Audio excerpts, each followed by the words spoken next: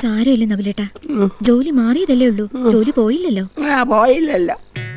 എടി മൂദേവി, മാസം കിട്ടിക്കൊണ്ടിരുന്ന തുട്ടിന്റെ കനമാ കുറഞ്ഞത്. 500 രൂപ കുറഞ്ഞു. 500 രൂപയോ? എന്നാലും ആ പിള്ള മുതലാളി ഇങ്ങനൊരു കൊടുംചതി ചെയ്തല്ലോ. പിള്ളയല്ല ചതച്ചത്, പിള്ളയുടെ പിള്ള, മീനാക്ഷി പിള്ള. ഇന്നു മുതൽ അവളാണ് MD, ഞാൻ വെറും തണ്ടി.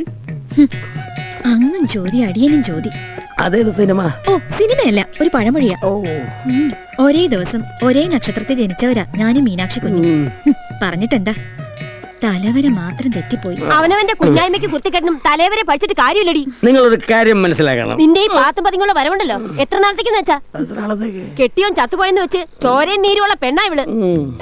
പേരുദോഷം കേൾപ്പിക്കാതെ ഇവളുടെ കഴുത്തിലൊരു താലി കയറി കെട്ട്. എന്നിട്ട് മതി കുടിയും കിടപ്പൊക്കെ. പറഞ്ഞ ന്യായം. ആക്രമണം കാണിക്കരുതല്ലേ. താലി ചേരടോ മൂക്കേരടോ എന്ത് വേണേലും ഞാൻ ഇവൾക്ക് കെട്ടാം. പിന്നെ എന്താ, 15 വർഷം ഇവൾക്ക് 7 ശനിയാ. ഞാൻ കെട്ടിയ ഭാര്യയുടെ തള്ള തട്ടിപ്പോവും. തട്ടിപ്പോട്ടെ. അയ്യോ, കൂതിപ്പിക്കല്ലേ തള്ളേ.